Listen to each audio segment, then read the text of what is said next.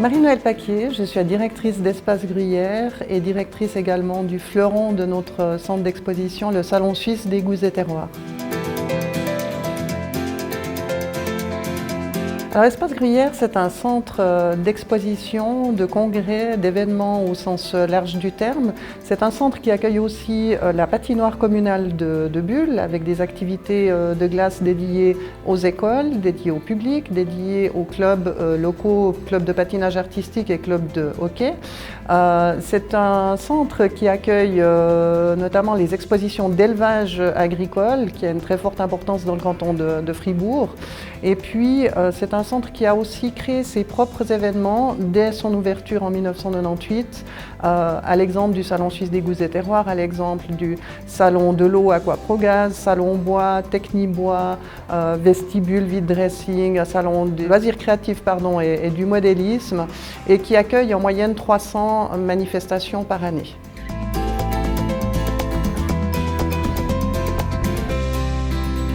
J'ai rejoint Espace Gruyère au tout début, à sa création, donc le 1er avril 1998. C'est une plaisanterie qui dure depuis longtemps, mais c'est une grande joie aussi. Donc j'ai accompagné toute son évolution et en 2014, on m'a confié la direction d'Espace Gruyère que j'ai acceptée avec grand plaisir, entourée d'une équipe formidable.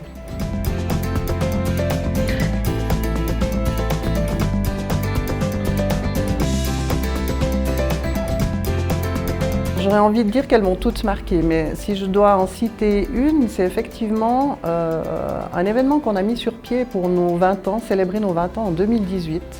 Nous avons eu le plaisir d'accueillir Thomas Pesquet, astronaute qui a passé plus de 6 mois dans l'espace et qui était venu à notre demande donner 2 conférences, une pour les élèves des cycles d'orientation et une pour le grand public. Un souvenir vraiment mémorable, une rencontre absolument merveilleuse.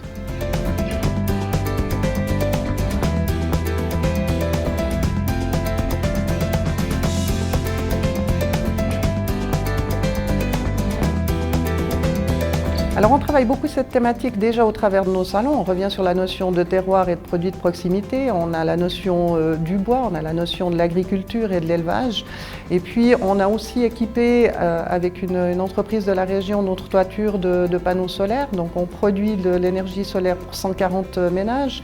Et puis après des petites actions individuelles comme accueillir une ruche dans le jardin de l'administration ou ce genre de choses. Donc on est effectivement très sensible et très à l'écoute de ces problématiques-là. Et cerise sur le gâteau, c'est le salon Energissima. C'est un salon qui est entièrement dédié aux énergies renouvelables et au développement durable.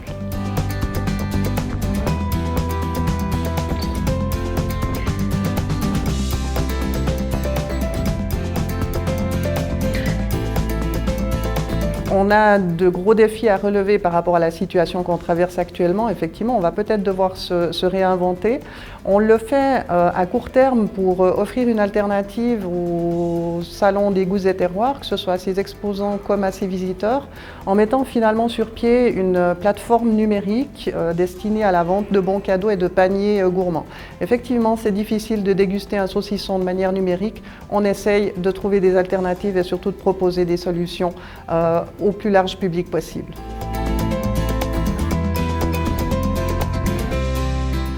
Alors on peut se souhaiter de pouvoir reprendre une activité dans les prochains mois quand la situation sera résolue et qu'on puisse à nouveau rassembler des gens, faire se rassembler des gens mais en toute sécurité.